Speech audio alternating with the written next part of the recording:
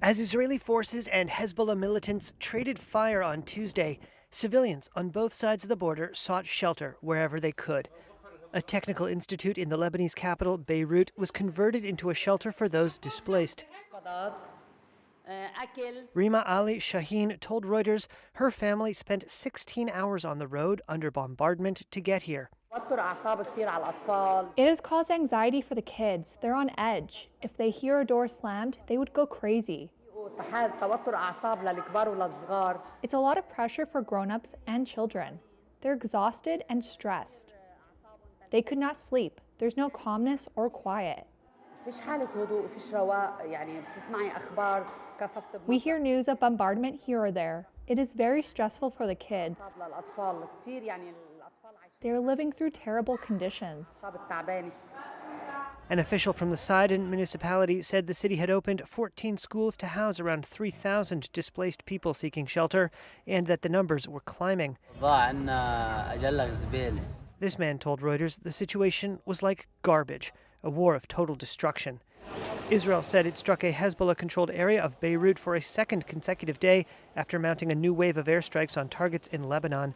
Hezbollah said it had fired rockets into northern Israel earlier on Tuesday. Israeli Prime Minister Benjamin Netanyahu on Tuesday reiterated his position that his country was at war with Hezbollah, not the people of Lebanon. He said the Iranian-backed militant group was endangering the population by secreting weapons in their homes, and his message followed one Monday, calling on civilians to flee the fighting. Lebanese authorities said some 558 people had been killed in airstrikes on Monday, including 50 children and 94 women. At least 1,835 more were wounded, they said, and tens of thousands have fled for safety. A hospital in Tyre is treating some of the injured children. Another in Beirut opened new wards to treat war wounded. South of the border, Israelis are similarly seeking shelter. Dashboard-mounted camera on this car shows motorists pulling over and taking cover as a rocket struck just up the road. A municipal building in the border town of Kiryat Shmona was hit by a Hezbollah rocket on Tuesday. In Nahariya, a beachfront city familiar with air raid sirens, 53-year-old Yehuda Kidron said residents knew the protocols to stay safe. You have to follow the rules. If there's an alarm, you have to hide, you have to lie down, maybe go to a safe room. But if you're not on the street, you have to lie down, away from the car. That's the only thing you have to do.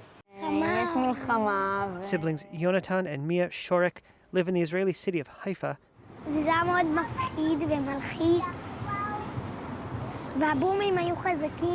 Mia said the booms were loud and frightening during an evening of air raid sirens and explosions as rocket fire from Lebanon was intercepted in the skies above.